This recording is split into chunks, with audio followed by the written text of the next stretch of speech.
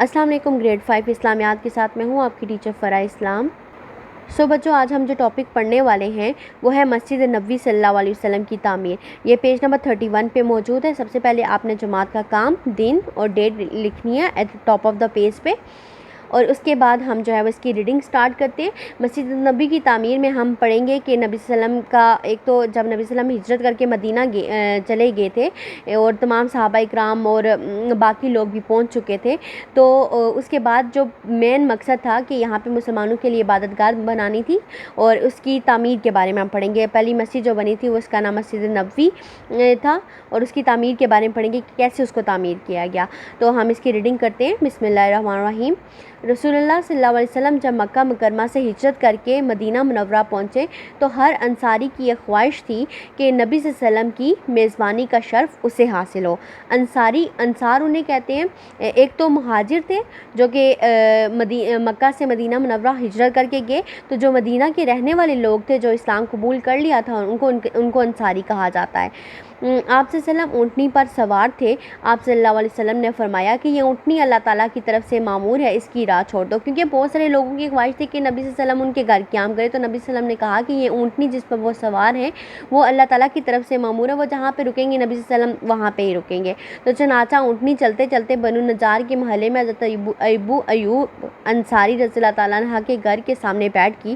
تو آپ صلی اللہ علیہ وسلم نے حضرت ابو ایوب انصاری رضی اللہ تعالیٰ عنہ کے گھر پر قیام کیا اور اسے اسلام کی دعوت اور تبلیغ کا مرکز بنایا.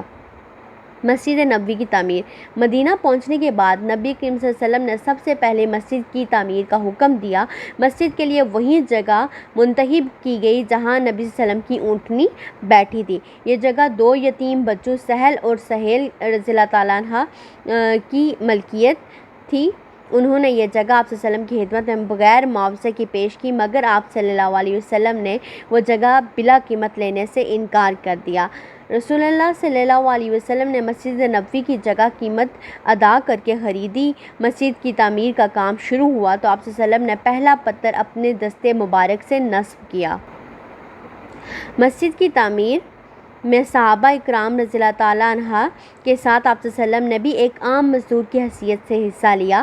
مسجد کی عمارت نہایت سادہ تھی. اس کی دیواریں کچی اینٹوں سے بنائی گئیں. تھوڑے تھوڑے فاصلے پر کھجور کے ستون کھڑے کیے گئے اور ان پر کھجور کی شاخیں، پتے اور گھاس ڈال دی گئی. ابتدا میں مسجد کا فرش کچا تھا. جب بارش ہوتی تو کیچڑ ہو جاتی. بعد میں فرش پر کنکریاں بچھا دی گئیں. اس وقت حضرت سودا اور حضرت عائشہ رضی اللہ تعالیٰ عنہ حضور اکرم صلی اللہ علیہ وسلم کی عقد میں یعنی نکاح میں آ چکی تھی. ان کے لیے مسجد کے ساتھ دو حجرے بنا دیے گئے. بعد ازاں دیگر ازواج مطہرات کے آنے اور حجرے بنائے گئے. ان کے دروازے مسجد کی طرف تھے. ان حجروں کی تکمیل کے بعد رسول اللہ صلی اللہ علیہ وسلم حضرت ابو ایوب انصاری کے گھر سے ان حجروں میں منتقل ہو گئے. جیسے جیسے مسلمانوں کی تعداد میں اضافہ ہوتا گیا، مسجد نبوی کی توسیع بھی ہوتی گئی. مسجد نبوی شمال مشرقی حصے میں ایک چبوترا تعمیر کیا گیا جس کو صفہ کہا جاتا ہے. یہاں پر جو صحابہ رضی اللہ تعالیٰ عنہم تعلیم حاصل کرتے انہیں اصحاب صفہ کہا جاتا ہے. یعنی وہ صفہ جو ہے وہ ایک جسٹ لائک آپ سمجھ لیں کہ وہ پہلا مدرسہ بنایا گیا تھا جہاں پہ مسلمانوں کو تعلیم دی جاتی تھی. جن صحابہ رضی اللہ تعالیٰ عنہ کا گھر بار نہیں تھا وہ یہیں قیام کرتے اور اسلام کی تعلیم حاصل کرتے تھے. مسجد نبوی کے فضائل. مسجد نبوی صلی اللہ علیہ وسلم مسلمانوں کی سیاسی، معاشی، معاشرتی اور مذہبی سرگرمیوں کا مرکز تھی. حضور صلی اللہ علیہ وسلم جمعۃ المبارک کا خطبہ مسجد نبوی صلی اللہ علیہ وسلم میں ارشاد فرمایا کرتے تھے. مسجد نبوی میں نماز ادا کرنے کا ثواب کئی ہزار گنا زیادہ ملتا ہے. رسول اللہ صلی اللہ علیہ وسلم مسجد نبوی کی فضیلت یوں بیان فرمائی: مرد کا اپنے گھر میں نماز پڑھنا ایک نماز کے برابر ہے. محلے یا قبیلے کی مسجد میں نماز پڑھنا 25 نمازوں کے برابر ہے، اور جامعہ مسجد میں نماز پڑھنا 500 نمازوں کے برابر ہے. مسجد اقصیٰ میں نماز پڑھنا 50,000 نمازوں کے برابر ہے، اور میری مسجد یعنی مسجد نبوی صلی اللہ علیہ وسلم میں نماز پڑھنا 50,000 نمازوں کے برابر ہے. مسجد حرام میں نماز یعنی جو کعبۃ اللہ ہے وہاں پہ نماز پڑھنا 1,00,000 نمازوں کے برابر ہے. یہ سنن ابن ماجہ حدیث نمبر 1413 ہے.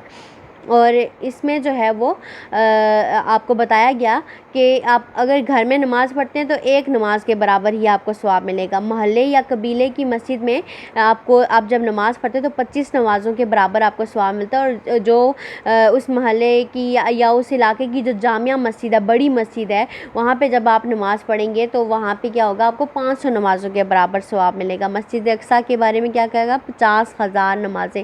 مسجد نبوی کے برابر کے 50,000.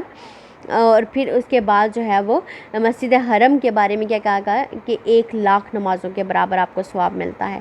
مسجد نبوی کی معاشرتی اہمیت. نبی کریم صلی اللہ علیہ وسلم مختلف معاشرتی معاملات کے متعلق صحابہ رضی اللہ تعالیٰ عنہم سے مسجد نبوی میں ہی مشاورت فرماتے اور آپ صلی اللہ علیہ وسلم مسجد نبوی ہی سے ہر احکام جاری فرماتے تھے. دین اسلام کو بلند کرنے اور اسلام کے دشمنوں سے محفوظ رکھنے کے لیے جب جہاد کی اجازت ملی, اس وقت ہر قسم کی جہادی سرگرمیوں کی تیاری کا مرکز مسجد نبوی ہی تھا.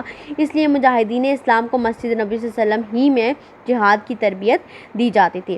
اس سبق سے ہمیں معلوم ہوتا ہے کہ مسجد نبوی میں صحابہ کرام رضی اللہ تعالیٰ عنہم عبادت کے ساتھ ساتھ تعلیم و تربیت, سیاسی امور, جہاد کی تیاری, باہمی مشاورت کیا کرتے تھے. مسجد نبوی تمام شعبوں کا مرکز تھی. مسجد نبوی صلی اللہ علیہ وسلم میں درسگاہ, تربیت گاہ, بیت المال, دارالشورا اور جہاد کا مرکز ہونے کی وجہ سے ایک بنیادی مرکز کی حیثیت رکھتی تھی. اس لیے آج کے دور میں مساجد میں نماز کے علاوہ معاشرتی, عدالتی, تعلیمی اور باہمی مشاورت کی سرگرمیاں ہونی چاہیے. یعنی اس زمانے میں مسجد کے اندر ہی تمام کاموں کا سر انجام دیا جاتا تھا, تو آج بھی ہم یہ کام جو ہے وہ اپنی مساجد کے اندر کر سکتے ہیں. تو آج ہم نے یہ ٹاپک پڑھا. آپ نے اس چیپٹر کی اچھی طرح سے ریڈنگ کرنی اور یہی آج کی آپ کی ہوم ورک ڈائری ہے. اوکے, اللہ حافظ.